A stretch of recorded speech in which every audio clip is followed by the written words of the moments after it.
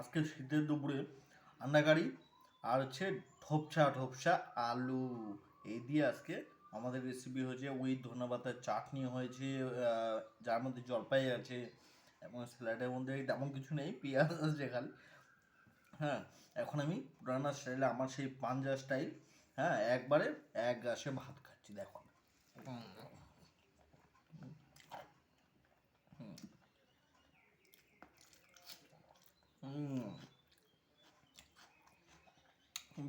চাটনিটা খাই একটু। হুম, দারুণ দারুণ, এই স্বাদের তুলনা হয় না।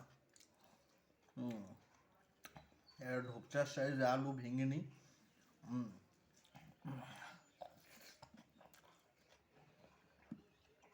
হুম,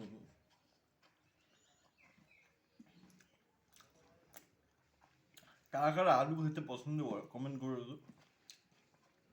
আমি তো আলু খেতে খুব পছন্দ করি, আমি মোটা হয়ে গেছি তবু আলু খাইনি। হুম, হুম,